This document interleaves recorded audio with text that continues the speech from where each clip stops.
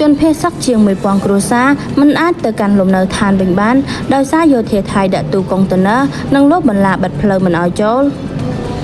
មានប្រជាពលរដ្ឋភេសកប្រមាណជាង1000គ្រួសារនៅភូមិព្រៃច័ន្ទនិងភូមិជោគជ័យនៃស្រុកអូជ្រៅខេត្តបន្ទាយមានជ័យកំពុងបន្តស្នាក់នៅជំរំសុវត្ថិភាពដោយមិនអាចទៅកាន់លំនៅឋានវិញបានដោយសារតែហ៊ានឈ្លានពានថៃដាក់ទូកុងតឺន័រនិងលបបន្លា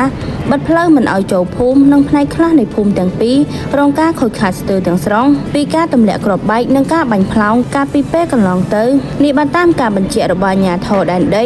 ប្រាប់ទីភ្នាក់ងារសារព័ត៌មានកម្ពុជា AKP អំឡុងពេលចុះផ្តិតយកទស្សនវិជ្ជាជនភេសកនេះនៅមណ្ឌលសុវត្ថិភាពវត្តច័ន្ទស៊ីសាមគ្គីរតនារាមស្ថិតក្នុងឃុំកោបស្រុកអូជ្រៅខេត្តបន្ទាយមានជ័យកាលពីរសៀលថ្ងៃទី4ខែមករាឆ្នាំ2025ក្រសួងមហាផ្ទៃបានឲ្យដឹងថាគិតពីម៉ោង1រសៀលដល់ម៉ោង6ល្ងាចថ្ងៃទី4ខែមករាឆ្នាំ2026មានជនភេសកចំនួន 25,407 នាក់បន្ថែមទៀតបានបន្តវិលទៅលំនៅឋានវិញដូច្នេះក្នុងចំណោមជនភេសកសរុបជាង